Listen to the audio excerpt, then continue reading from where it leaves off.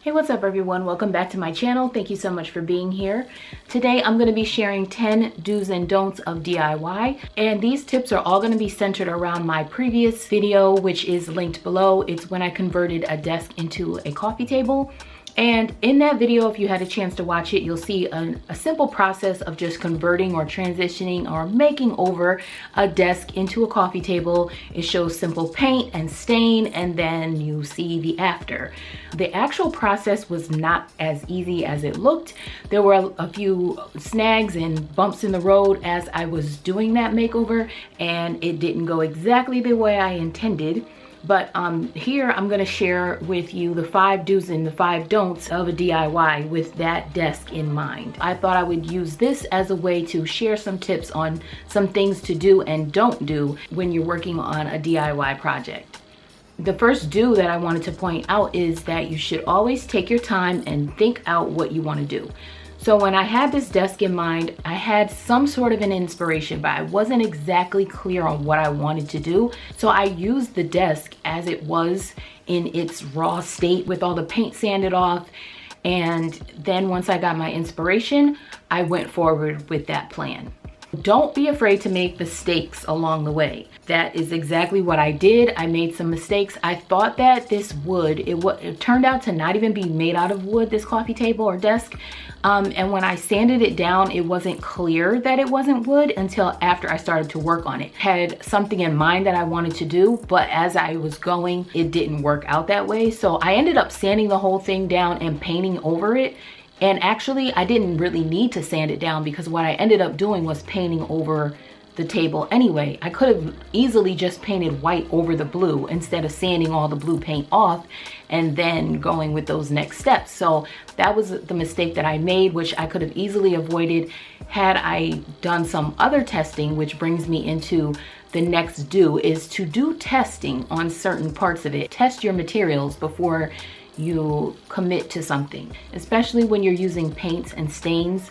So I had cut off pieces of this desk and I had leftover little pieces of wood from the cuts that I made. I could have easily done some testing with the paint and stain combination that I ended up doing to make sure that it was the way it was supposed to be, because originally I wanted this table to look like these candlesticks that I had. I was trying to recreate that same look on the candlesticks on the table, not realizing it was different wood underneath, and also it was a different paint that was going to be underneath. One was an acrylic paint and the other was a chalk paint.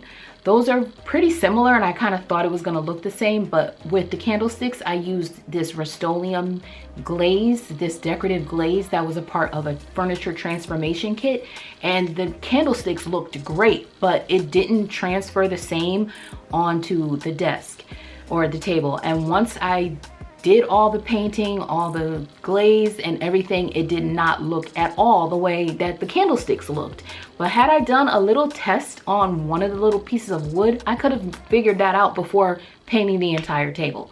So that is a definite thing you might want to try if you don't want to waste a lot of time and energy. Just test on something small, because different materials cover different, and different paints have different properties as well. The next don't is don't worry about perfection. That is one of the things that I actually don't like perfection when it comes to like the artistic or the final look of something. Perfection is needed when you're doing a cut. So if you're measuring something and cutting, you want to make sure your cuts are precise. But when it comes to the final look of something, especially if it's going to be some kind of decor or art piece or something like a standout piece, sometimes it's even better when it's not perfect. It has like little flaws here and there. It creates character, it makes it unique to you. So even if you transform something, the paint strokes, the techniques involved, sometimes those little things that you consider going wrong actually look good. So for me, when I did paint over the coffee table, the paint didn't adhere the same in all the spots. So there were like little patching areas. So when I covered it over with the stain covered in some areas darker than others. So it gave the ultimate finish a very patchy look. And when you look at it at first glance, it may appear to be ruined, a mistake, ugly. At first I was like, but then as I continued and saw how it was progressing, I'm like, this is a statement piece now. I feel like it's like it created its own uniqueness, is like an art piece for me. So I love the fact that it's not perfect. So again, perfection is for measurements and not for the final outcome. That brings me to number 5, which is do double and triple check your measurements. So when it came to this table, if I had it measured perfectly, the legs would have obviously not been exactly the same. I don't see any tilting or anything wrong with the coffee table that I'm using now. It's like the legs are perfect. So that is definitely a tip. You have to make sure your measurements are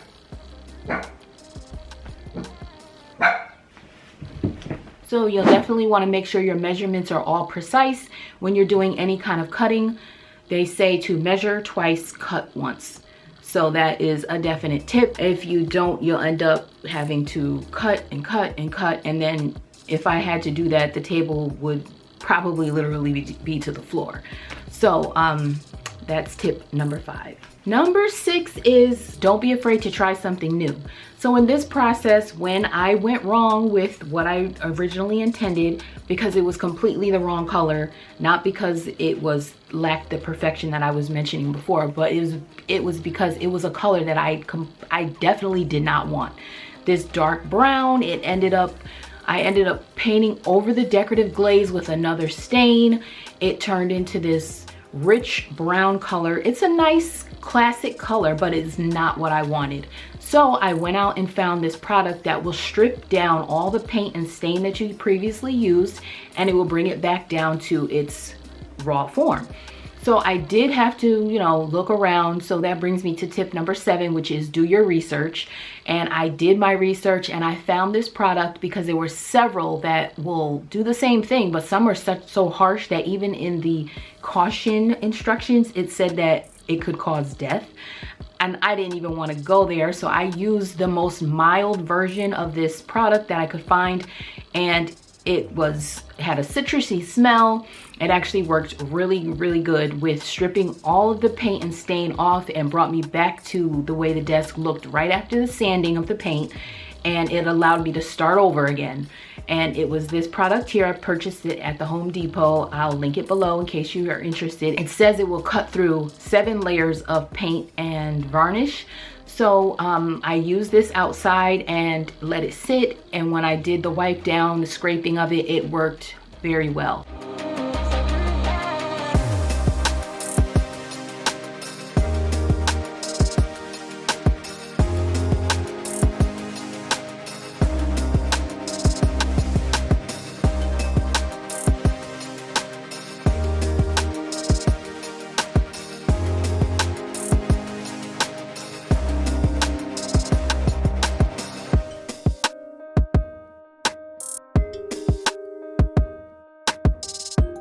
And then I just cleaned it off with some TSP and water.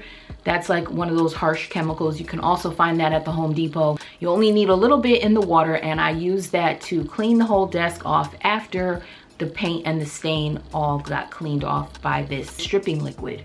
Don't be afraid to try something new, and don't forget to do your research. Do allow for alterations. Be able to adjust to something new if your original plan doesn't work out the way you expected. Just like with the coffee table, it was not my original plan to have to strip everything down and start over. The desk was only $15 when I got it, so I could have easily given it back to the Goodwill, given it away, done something else with it, given up on the project, but I did not want to do that. Definitely wanted to stick with it, figure out what I could do to make it what I wanted, and I'm very happy with the results. Number 9 is do look for inspiration. So you can check online, things like Pinterest.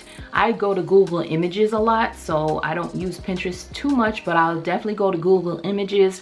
I'll screenshot things. I'll look in Google and then click the shopping tab. So if it's in a store somewhere, I might not be able to go to that physical store, but you could also go to a store, look around at furniture pieces or whatever, their decor items or whatever it is that you're planning to recreate, and use that as inspiration to create something for yourself. I had a lot of pictures that I saved of coffee tables that I liked. Some were like, there was a broad spectrum from one end to the other of what I really liked. So I wasn't exactly clear on what I wanted, but I did have some inspiration going into the project, and I would always recommend using some kind of inspiration. It just gives you a starting point of how you can go about your DIY. The last tip is, don't worry if your project does not come out exactly like the inspiration. Most likely your project will be better, and that's because it puts your spin on it.